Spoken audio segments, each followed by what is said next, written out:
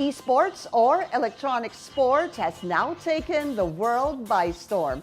Seeing the potential and talent of Filipino players in this competitive scene, one of the leading telecommunications company, in partnership with a professional gaming organization, formed a Filipino esports team that not only aims to make a mark on the international esports stage, but also promote physical wellness, discipline, and cognitive development among all players.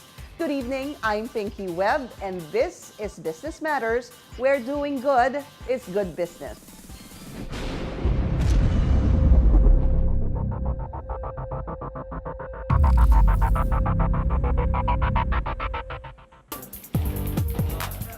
With a predicted $19 billion worth this 2019, esports, or electronic sports, has now become the world's fastest rising competitive scene.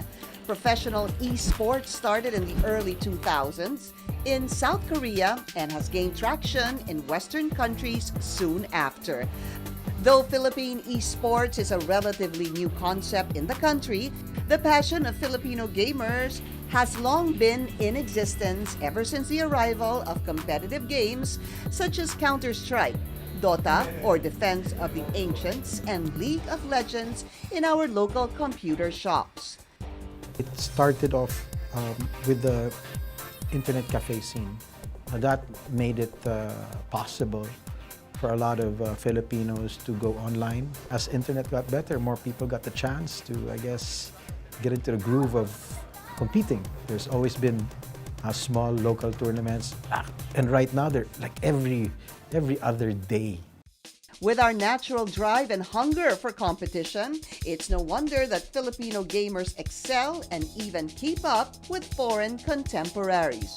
And with the continuing rise of the professional gaming industry here and abroad, more and more investors and brands now have made their intent to be part of this skyrocketing community, forming professional gaming leagues and esports teams to gain world recognition and be able to represent the country in the international esports stage. Partnering with a well-known professional gaming organization, one of the country's biggest telecommunications company formed its own professional esports team, which aims not only to further promote esports in the country, but also become the symbol of the country's burning passion and pride in global esports events, Team Liab. Ang Liab kasi is more of a distinct team name na in partnership with Globe at saka Mineski. No? So, local na local yung approach ng Liab because we really want to have local heroes from the Philippines to prosper. The vision of Globe Games and Esports is essentially, at its most basic, is really to grow the esports community in the Philippines. I believe that Mineski, who's been very well ingrained in the whole esports ecosystem and community, they've helped grow that community, and I think that's what brought us together, is because we have a common purpose, is really elevating esports, putting together a lot of opportunities for those within the community. The goal of Team Liab is really to set the trend in team management through systems to deliver performance. Ang gusto natin magawa is ma-continue yung dominance ng Filipino athletes na may sistema na hindi ganun katagal. Magsa-scout tayo, may regimen, may program tayo ng training, naaabot talaga sa point na kahit na normal player ka lang, you can be a superstar. You can be a professional player. Team Liab is a Filipino professional esports organization fielding teams and players in various gaming competitions. Like Team Liab member Kevin Dizon, aka Gambit for Arena of Valor. Caviar Acampado, aka Ender, for StarCraft 2. Eric Alan Gubatan, aka Exocen, for League of Legends. And Cara Vergel de Dios, aka Cara Cute, for Hearthstone. Yung nag-start yun sa nahilig ko sa paglalaro yung mother ko kasi nasa Japan. Siya yung bumibili ng mga laro ko.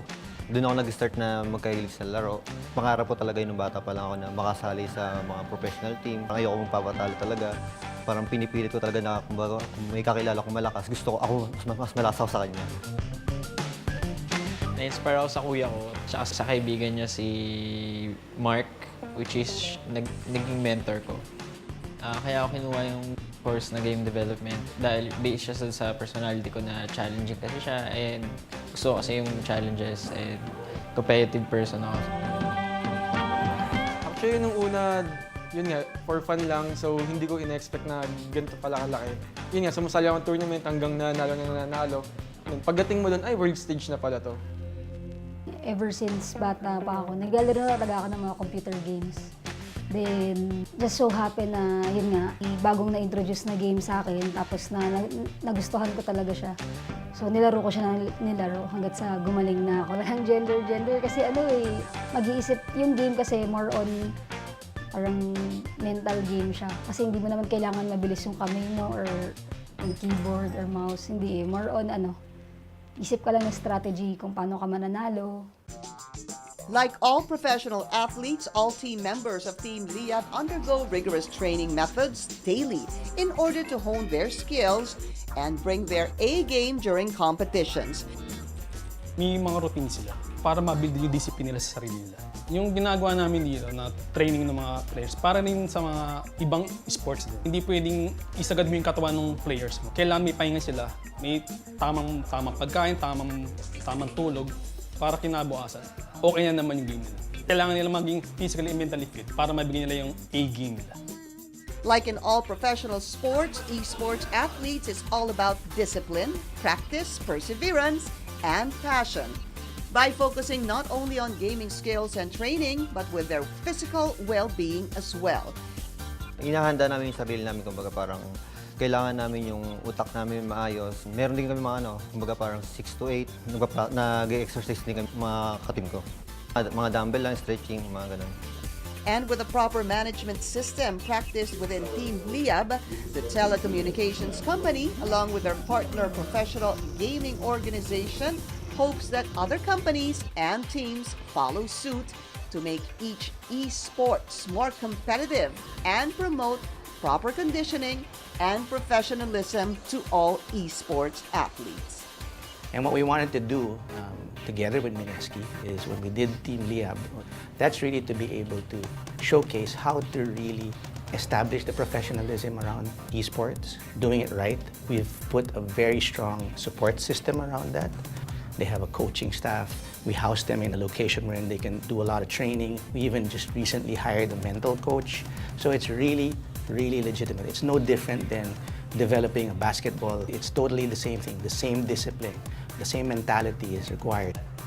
Yun nga yung maganda kasi dahil ang Pinoy, medyo may pagkukulang tayo sa height at saka sa laki ng katawan. Sa esports, pantay tayo. Kaya lagi tayo may laban. Kahit saan sa mundo, papalag tayo. Globe as an organization is always very deep-rooted in being able to enable digital lives, right? So we're very focused on people's passion points.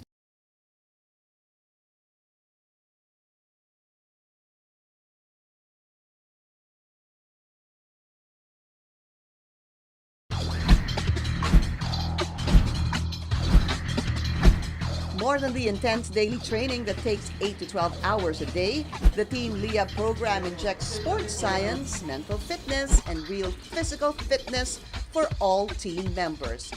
Such training program is part of the telecommunications company's commitment in promoting esports to a larger audience.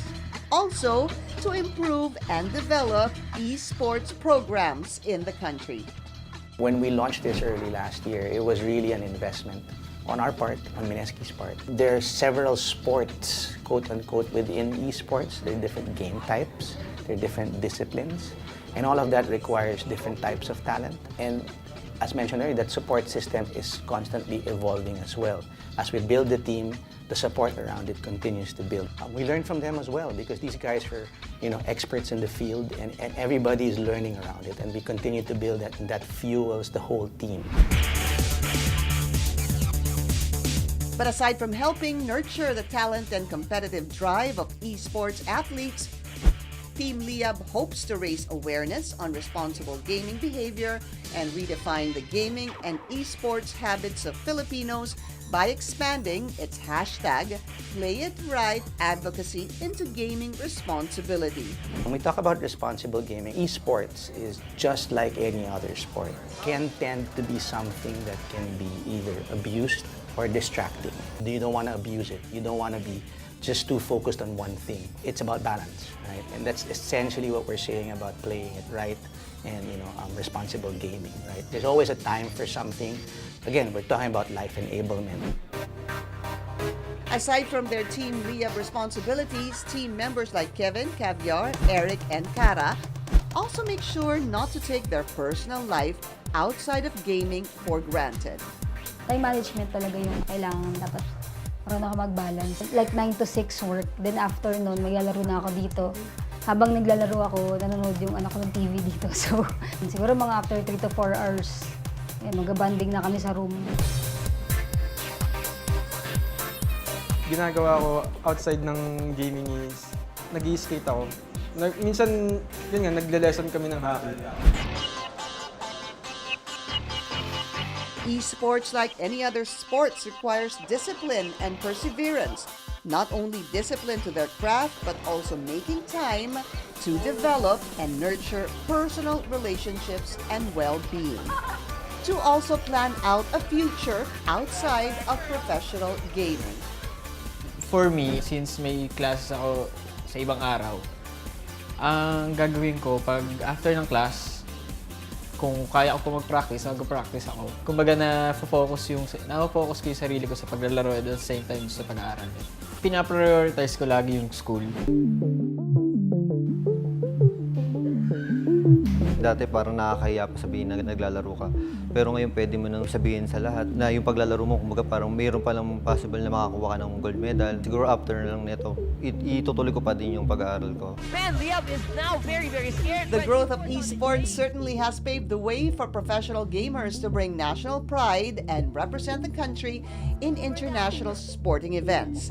Just last year, 5 games have been shortlisted to be included in the 2019 Southeast Asian Games or SEA Games with Team Liab on competition. Ball there, and it's a clean ace for Liab.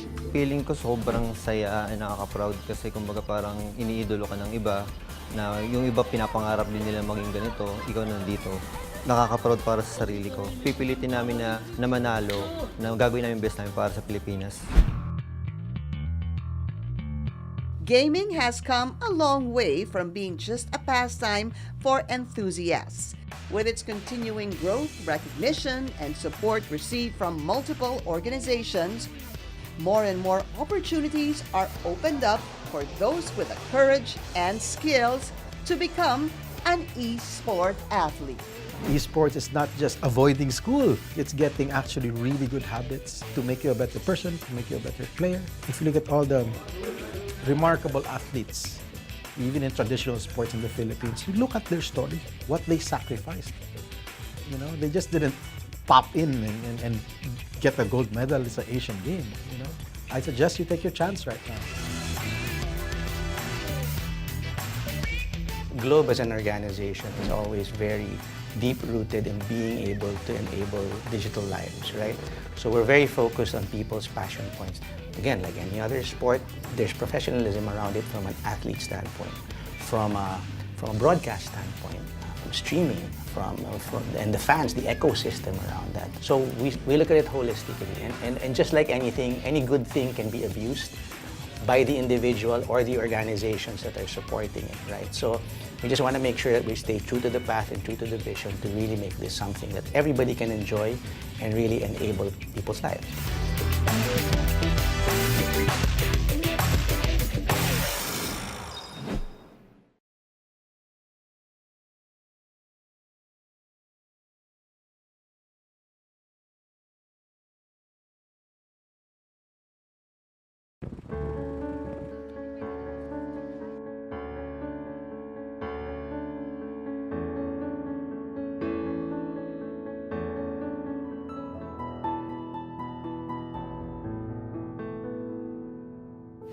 26-year-old Rosemay Raimundo leads a life unlike most mothers do. Because in her own little world, there's no room for complaining. In fact, she wishes she could hear the slightest noise her son makes and say how much she loves him. But it's something that forever remains a dream. Ako po ay pinanganak na suhi. Inborn yun. Hindi na po ako makarinig. Tapos nung baby ako, nakakasalita lang po ako ng kaunti. Hindi talaga ako makarinig. Yun po ang aking deficiency, kaya mula noong elementary na nag-aaral po ako. Nakahalo ako sa regular. Yung teacher marunong mag-sign language, nakasalita siya, kaya tinuturuan niya din kami.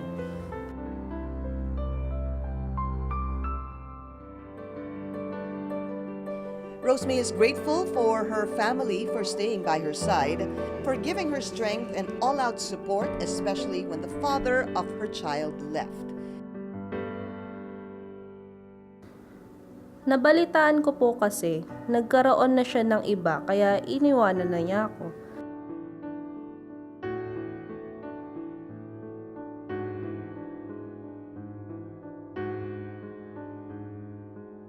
Nung 1-year-old hanggang 3 years old, sumusuporta yung ama nung anak ko. Ngayon, mula noon, 3 years old pataas, hindi na po siya nagsusuporta, kaya sabi ng nanay ko, wag na lang daw, pabayaan ko na lang, tayo na lang magpapalaki sa bata, hayaan na natin siya.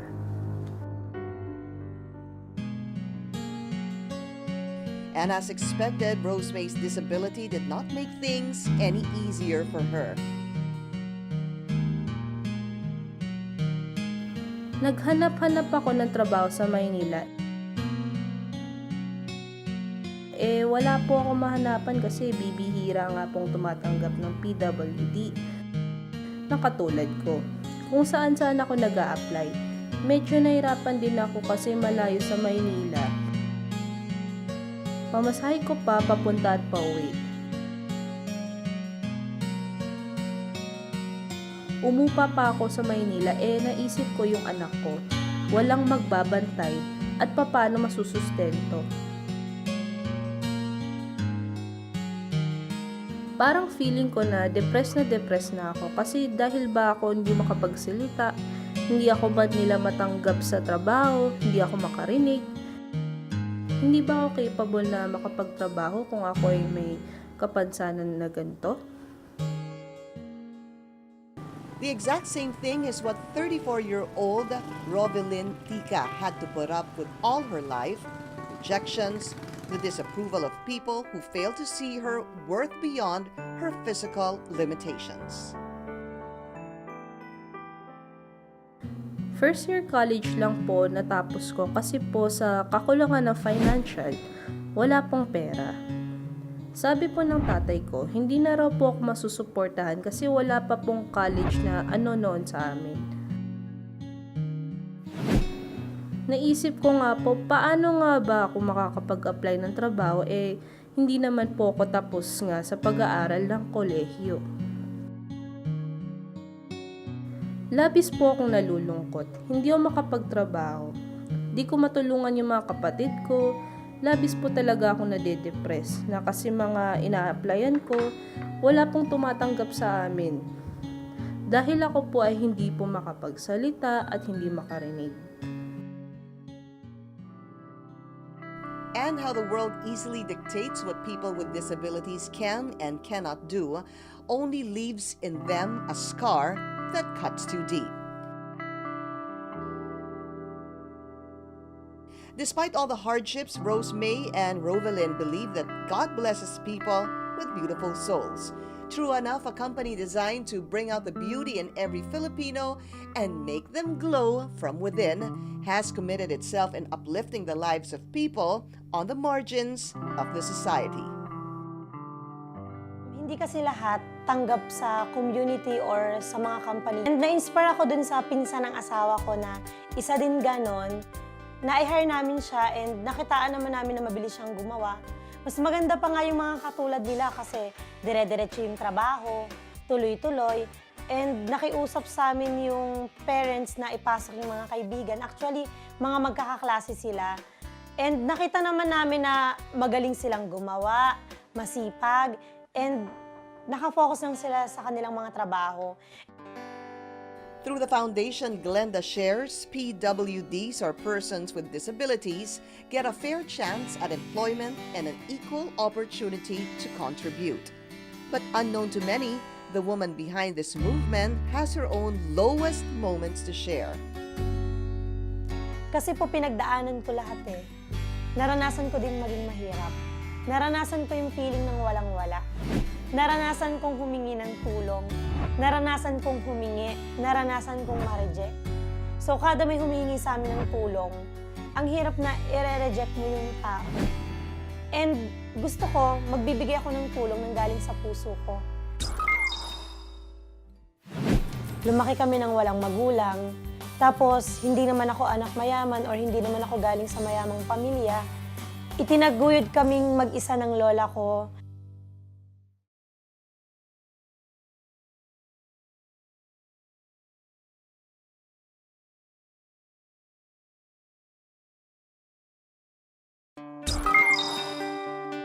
Some hearts are big enough to see beauty beyond the physical. They are the ones redefining beauty as that which radiates from within rather than what is only seen. That's why apart from advocating skincare and self-awareness, this product line promotes equal opportunities for persons with disabilities. Glenda's compassion to marginalized people emanates from her own life experiences. Lumaki kami ng walang magulang. Tapos, hindi naman ako anak mayaman or hindi naman ako galing sa mayamang pamilya. Itinaguyod kaming mag-isa ng lola ko. Iniwan kami ng nanay ko. Shrouded with stigma, Glenda never faltered. She never let people's judgment handicap her grit and determination to become bigger than she was. Nag-start po akong mag-online selling nung humina po yung trabaho ko bilang virtual assistant sa isang website. Nagbebenta kami ng iba't iba kung ano yung nauuso. Pero syempre gusto ko parang mag-level up. Pero hindi ko alam kung paano magsisimula. Then may dumating sa akin na isang pagsubok. Nagkaroon ako ng maraming acne kung saan parang nakaka-depress. Tapos hindi sanay yung mga tao na ganun yung itsura mo, so hindi ako makalabas. Then one time, merong bumili sa amin ng kandila. Siya pala isang manager ng gawaan ng sabon. Glenda grabbed the chance to try manufacturing her own skincare line, and after several attempts, failures, and lessons learned, the business grew rapidly and eventually gave her a taste of sweet success. There is no secret to success. Kailangan mo talaga dyan ng hard work, patience, dedication. Lahat yan. Kailangan mo ng puhunan, dugo, pawis. Lahat yan ibibigay mo dahil pag meron kang goal, dapat unti-unti, kung ano yung kaya mong gawin, ginagawa mo na, hindi pwedeng bukas, hindi pwedeng sa makalawa. Lahat yan, hard work. But victory doesn't stop there because success becomes more meaningful when shared with those in need. Mahirap kasi talagang maging mahirap. Lahat yon pinagdaanan ko. Nag-iisip ako kung paano ako makakapag-give back. Buti na lang merong Facebook. Diyan namin nabuo yung Glenda Shares. Diyan ko nabuo yung idea. Nagkakaroon ako ng free live raffle tuwing birthday ko, tuwing may sakuna. So, yun lang yung way kasi para makapagpasalamat ako kay Lord. Yung makatulong ka sa ibang tao. To date, the company continues hiring PWDs, adding great value to their fleet of diligent, efficient workers. Ako'y nagpapasalamat sa Diyos na ginamit si Ma'am Glenda para sa isang company na ganito at ganun din na tinanggap niya po kami ng mga PWD or hearing impaired. Nagpapasalamat din ako kay Ma'am Glenda na nagbukas po sila ng katulad ng para sa aming may kapansanan. Para sa akin, walang katapusan. Kung walang katapusan yung suporta nila sa akin, hindi din po ako magsasawa or hindi ko lalagyan ng limit yung pagtulong namin. So, supportahan nila kami, tutulungan ko sila. Yun yung tinatawag natin na give and take. So, andito lang po kami at bukas po sa mga nangangailangan ng tulong, especially sa mga may kapansanan, sa mga matatanda, at sa lahat po ng mga patuloy na nagmamahal sa amin.